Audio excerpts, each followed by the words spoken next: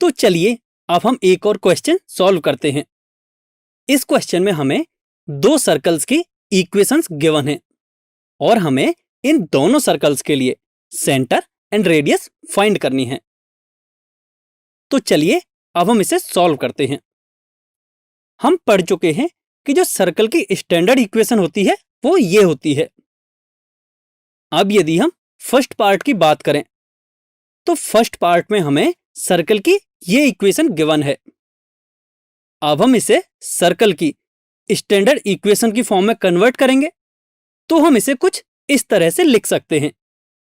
तो अब हमें जो इक्वेशन मिली है उसे जब हम स्टैंडर्ड इक्वेशन से कंपेयर करेंगे तो हम कह सकते हैं कि h की वैल्यू होगी -5, k की वैल्यू होगी 3 एंड रेडियस होगी 6। और हम ये पढ़ चुके हैं कि जो सर्कल का सेंटर होता है उसके कोऑर्डिनेट्स होते हैं h, k। तो इस केस में यानी कि फर्स्ट पार्ट में सर्कल के सेंटर के कोऑर्डिनेट्स हो जाएंगे -5, 3 एंड रेडियस 6 हो जाएगी। अब हम सेकंड पार्ट की बात करते हैं।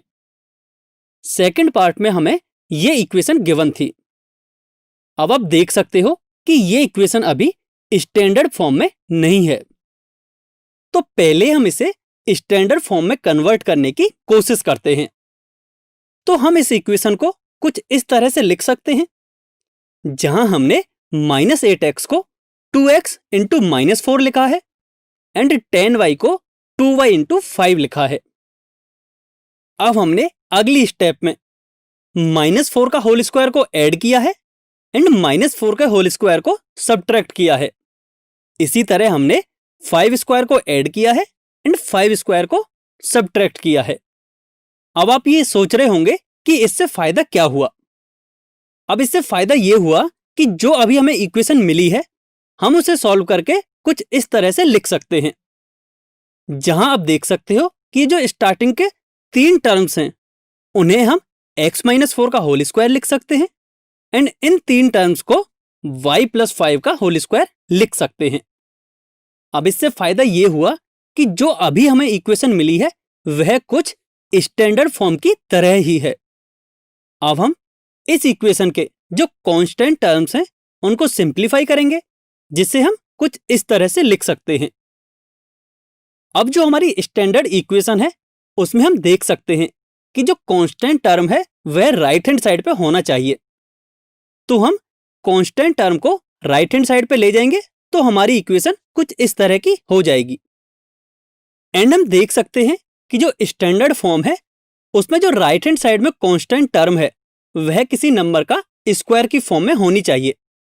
तो हम इस इक्वेशन को सिंप्लीफाई करके कुछ इस तरह से लिख सकते हैं, जहां हमने 53 को √53 का होल स्क्वायर की फॉर्म में लिखा है। तो जो अब हमें इक्वेशन मिली है वह एक स्टैंडर्ड फॉर्म में मिल चुकी है। तो अब इस इक्वेशन को स्टैंडर्ड फॉर्म से जब हम कंपेयर करेंगे तो हम कह सकते हैं कि h की वैल्यू होगी 4, k की वैल्यू होगी -5 एंड जो सेंटर के कोऑर्डिनेट्स होते हैं वो होते हैं h, k। तो हम कह सकते हैं कि सेंटर हो जाएगा 4, -5 एंड रेडियस होगी √53।